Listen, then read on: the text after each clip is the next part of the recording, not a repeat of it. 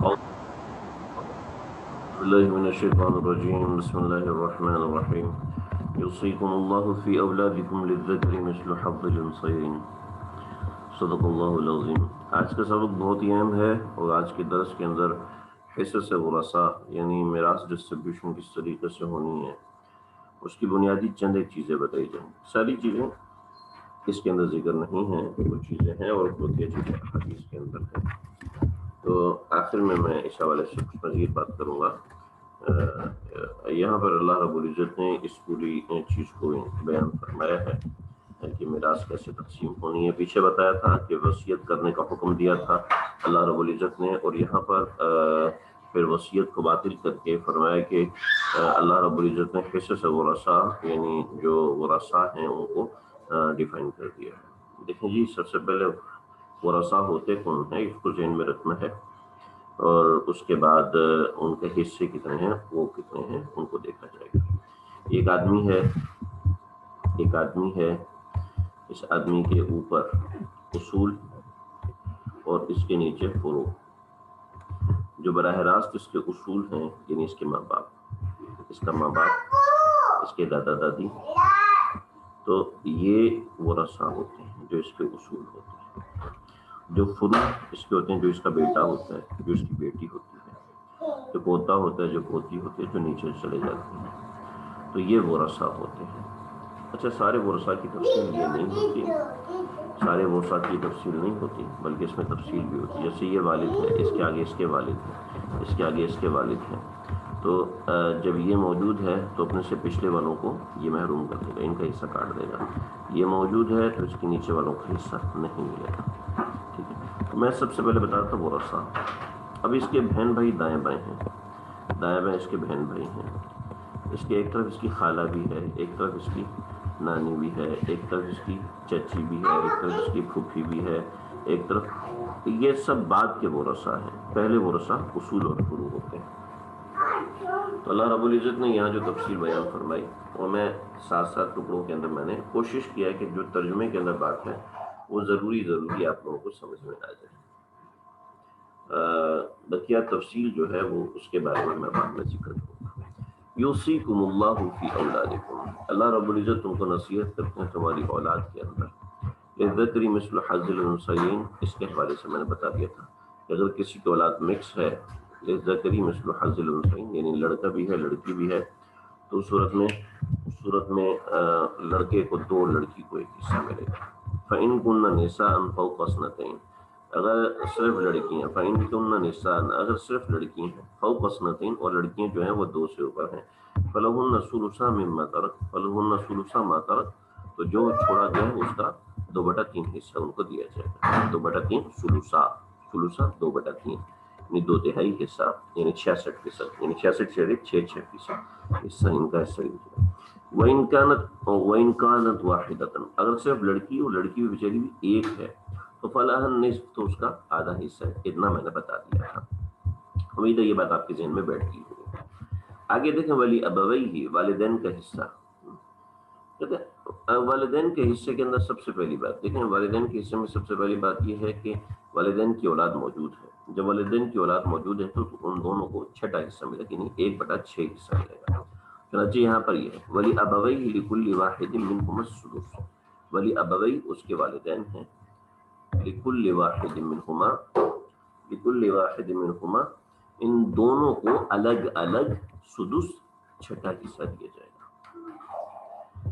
مما ترک ان کان لہ ولد، مما ترک اگر انہوں نے چھوڑا ہے، ان کان لہ ولد اگر ان کی اولاد ہے۔ دیکھیں جی، یہ والدین ہیں، والدین ہیں اور والدین کی مختلف شکلیں ہیں، ٹھیک ہے۔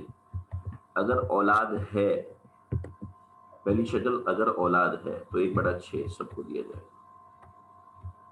ٹھیک ہے جی۔ اب اولاد مذکر ہے مؤنث ہے، اس کے معاملات الگ ہوتے ہیں۔ لڑکی ہے تو معاملات الگ، لڑکا ہے تو معاملات الگ، دونوں ہیں تو پھر معاملات الگ ہوں گے۔ لیکن اگر اولاد ہے تو 1/6 حصہ تو لازمی ہی دیا جائے گا۔ اگر 6 روپے چھوڑے ہیں تو 1 روپیہ والدین کا لازمی، والدین میں سے ایک، 1 روپیہ والدہ کا اور 1 روپیہ والد، ان دونوں کا ایک ہوگا۔ لیکن اب دوسری صورت، والدین کی دوسری صورت ہوگی فَإِن لَّمْ يَكُنْ وَلَدٌ، فَإِن لَّمْ يَكُنْ وَلَدٌ، اگر اولاد نہیں ہے، وَوَرِثَهُ أَبَوَاهُ، اور اس کے ساتھ باپ موجود ہے، ٹھیک ہے جی، باپ موجود ہے، تو فَلِأُمِّهِ الثُّلُث، تو ماں کا 1/3، ٹھیک ہے، باپ ہے تو ماں کا 1/3، فَلِأُمِّهِ الثُّلُث، ٹھیک ہے جی، اللہ اکبر۔ دیکھیں یہ اب باپ کا حصہ کیا ہوگا وہ ایک الگ کہانی ہے، ٹھیک ہے، اس کو آپ چھوڑ دیں۔ فَإِن كَانَ لَهُ إِخْوَةٌ، اب دیکھیں جی، فَإِن كَانَ لَهُ إِخْوَةٌ، اگر مرنے والا اس کے بھائی بہن موجود ہیں تو یعنی زیادہ بہن بھائی ہیں، ٹھیک ہے، ایک نہیں، زیادہ، اخوتن زیادہ بہن بھائی، تو فَلِأُمِّهِ السُّدُسُ، تو اس صورت میں ماں کا بہن بھائی، اگر اولاد جو ہے نا، اگر اولاد ہے تو اس صورت میں تو ایک ہی ہے، اولاد نہیں ہے تو باپ ہے تو 1/3، ٹھیک ہے، باپ نہیں بھی ہے تو ایک تو بھی ماں کو 1/3 حصہ دیا جائے گا۔ اگر بہن یا بھائی موجود ہیں اور ایک سے زیادہ ہیں، اخواتن جمع ہے، تو کیا ہوگا، فَلِأُمِّهِ السُّدُسُ، تو اس صورت میں بھی ماں کو 1/6 حصہ دیا جائے گا، ٹھیک ہے نا۔ یہ ہو سکتا ہے آپ کو سمجھ میں نہ آ رہا ہو، اللہ کرے، میں دعا کرتا ہوں آپ کو سمجھ میں آئے، اگر سمجھ میں نہ آ رہا ہو تو تب بھی اتنا سمجھ لیا جائے، ترجمے کو سمجھنے کے لیے کافی ہے۔ فَلِأُمِّهِ السُّدُسُ، تو ماں کے لیے 6واں حصہ۔ تو میں نے والدین کے اندر مختلف حالات ذکر کیے، پہلا حال، دوسرا حال، تیسرا حال، والدین کے بہت سے حالات ہوتے ہیں، فی الحال اس کو اتنا ہی سمجھ لیں۔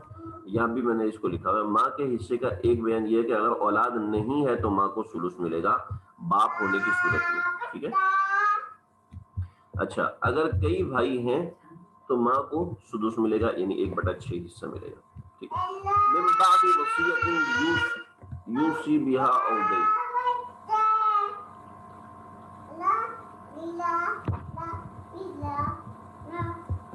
من بعد وصیۃ یوصی بہا او دین، من بعد وصیۃ، سمجھ لیں دو بہت اہم ارکان ہیں۔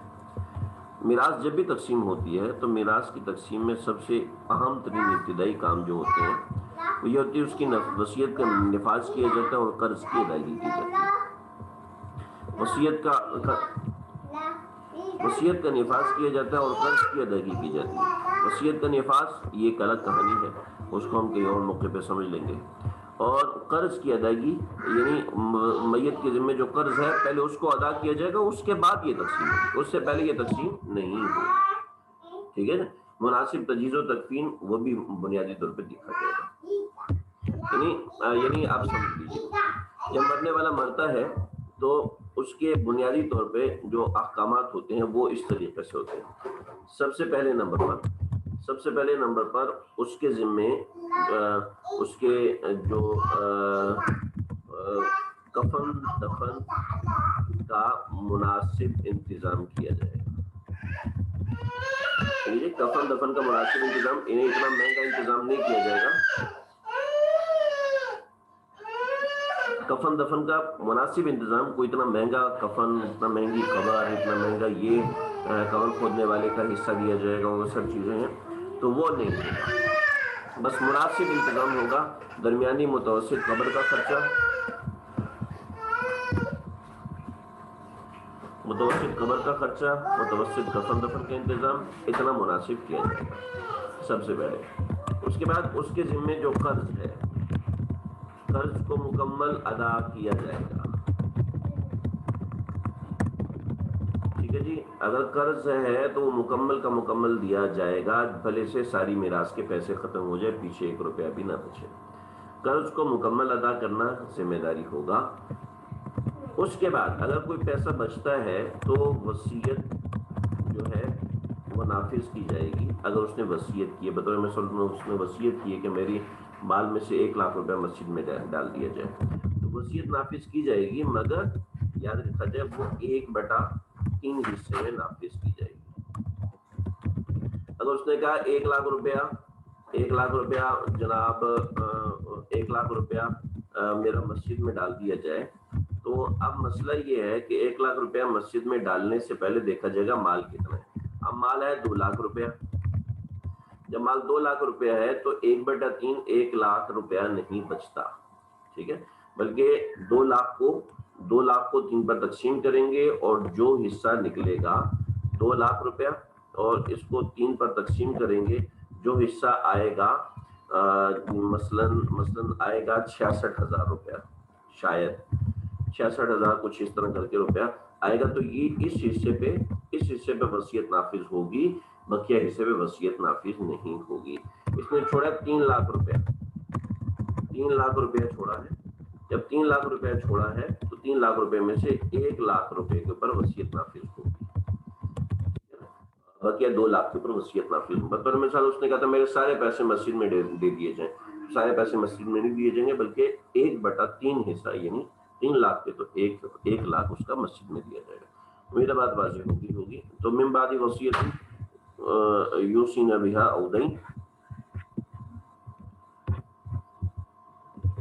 تو اس کا یہ مطلب من بعد وصیت یوصی بہا او دین. اب دین اس کا قرض جو ہے وہ اس کے ذمہ ہوگا، وہ ادا کیا جائے گا. اس میں بہت احتیاطی ہوتی ہیں، بہت چیزیں ہوتی ہیں، لیکن بڑا اتنا کافی ہے.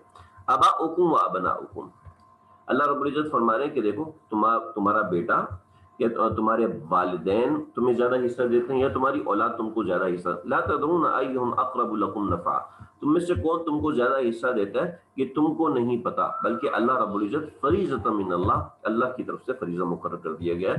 ان اللہ کان علیما حکیما، کیونکہ وہی زیادہ حکمت والا جاننے والا ہے. وَلَكُمْ نِصْفٌ، اب اگر کسی کی بیوی کا انتقال ہو گیا تو بیوی کے انتقال کی صورت میں بہت سی باتیں ہیں. بیوی کی اولاد نہیں تھی، بیوی شوہر کی اولاد تو تھی، اس نے اس سے شادی کی تھی، اس کے 2-3 بچے تھے، لیکن بیوی سے جو شادی کی تھی تو بیوی کی اولاد نہیں تھی.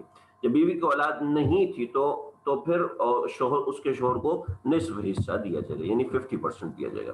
یہ فرمایا وَلَكُمْ نِصْفُ مَا تَرَكَ أَزْوَاجُكُمْ، تمہارے لیے نصف ہے، یعنی 50% ہے، مَا تَرَكَ أَزْوَاجُكُمْ، جو تمہاری بیویوں نے چھوڑا، إِن لَمْ يَكُنْ لَهُنَّ وَلَدٌ، اگر ان کے لیے اولاد نہ ہو، اگر ان کی اولاد نہ ہو تو تمہارے لیے نصف ہے. فَإِن كَانَ لَهُنَّ وَلَدٌ، اگر ان کی اولاد تھی تو فَلَكُمُ الرُّبُعُ مِمَّا تَرَكْنَ، تمہارے لیے چوتھا حصہ ہوگا جو وہ اپنے مال میں سے چھوڑیں گی. من بعد وصیت یوصین بہا او دین، یہ میں اوپر بتا چکا ہوں. وَلَهُنَّ الرُّبُعُ، اور عورتوں کا حصہ کیا ہوگا؟ عورتوں کا حصہ ربع ہوگا، یعنی 1/4 ہوگا. یہ میں نے لکھا ہوا ہے آپ کی آسانی کے لیے. مما ترکتم ان لم یکن لکم ولد، اگر تمہارے لیے اولاد نہ ہو، اگر تمہاری اولاد نہیں تھی اور تم نے بیوی کو چھوڑا تھا تو بیوی کو چوتھا حصہ ملے گا. فَإِن كَانَ لَكُمْ وَلَدٌ، اور اگر تمہاری اولاد تھی تو فَلَهُنَّ الثُّمُنُ، تم اگر شوہر کی اولاد تھی تو ان کے لیے ثمن یعنی 1/8 حصہ ہوگا، جو میں نے یہاں لکھا ہوا. من بعد وصیت توصون بها او دین، یہ میں پہلے بتا چکا ہوں.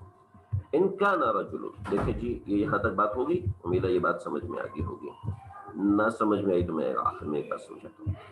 وَإِن كَانَ رَجُلٌ يُورَثُ كَلَالَةً، اگر ایک شخص ایسا ہے اس نے مال چھوڑا ہے لیکن کلالتاً، ایسے مال چھوڑا ہے کہ نہ اس کے اماں ہے اور نہ اس کی اولاد ہے، نہ اس کے اماں ابا ہے اور نہ اس کی اولادیں ہیں، کوئی بھی نہیں ہے اس کا. کلالہ اس کو کہتے ہیں کہ جس کی نہ ماں ہو نہ باپ ہو، کلالہ اس ایسے شخص کو کہتے ہیں.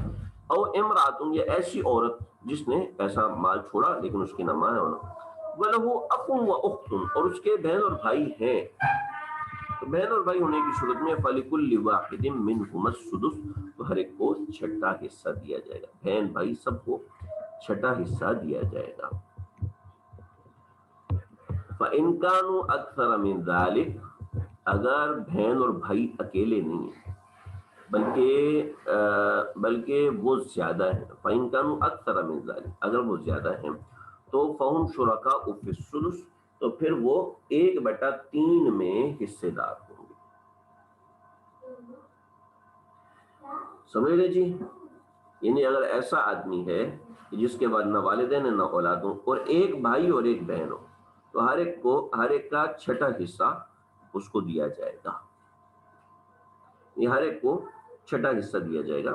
یعنی وَلَهُ أَخٌ أَوْ أُخْتٌ, ایک بھائی تھا, بھائی ایک تھا, اختن یا ایک بہن تھی, ایک تھا, ٹھیک ہے جی, یعنی ایک بھائی اور ایک بہن, تو اس کو 1/6 حصے دیا جائے گا, 1/6 حصہ دیا جائے گا, ٹھیک ہے. لیکن ایسا تھا کہ بھائی اور بہن دونوں تھے یا زیادہ تھے, یعنی اب یہ زیادہ تھے, 3 بھائی تھے, ٹھیک ہے, تو ہم شرکاء فی الثلث, تو ان کے لیے 1/3 حصہ ہے, ان سب کو 1/3 حصہ دیا جائے گا. شرط ہے کہ اوپر والے لوگ نہ ہوں, من بعد وصیت یوصی بہا او دین, میں اوپر بتا چکا ہوں. غیر مضار, ان کو کوئی نقصان نہیں پہنچایا جائے گا, یعنی کسی وجہ سے ان کا حصہ کاٹا نہیں جائے گا, یعنی کسی وصیت کی وجہ سے اس کا حصہ کاٹا جائے. وصیت من اللہ, یہ اللہ کی طرف سے حکم ہے. اللہ علیم الحکیم, اور اللہ تعالیٰ خوب علم والے ہیں اور خوب حکمت والے ہیں. آگے اللہ رب العزت نے چند باتیں بیان فرمائی ہیں, اس میں اتنی تفصیل نہیں. تلک حدود اللہ, یہ اللہ تعالیٰ کے بیان کرتا حدود ہیں. ومن یطع اللہ ورسولہ, جو اللہ اور اس کے رسول کی اطاعت کرے, یدخلہ جنات تجری من تحتها الانہار, وہ یدخلہ, وہ داخل کیا جائے گا جنات, ایسے باغات کے اندر, تجری من تحتها الانہار, جو اللہ اور اس کے رسول کی اطاعت کرے گا وہ اللہ اس کو ایسے باغات میں داخل کرے گا, یدخلہ, داخل کرے گا اللہ تعالیٰ, جس میں نیچے نہریں بہتی ہیں, خالدین فیہا, اس میں وہ ہمیشہ رہے گا. ذالک الفوز العظیم, اور یہ بہت بڑی کامیابی ہے.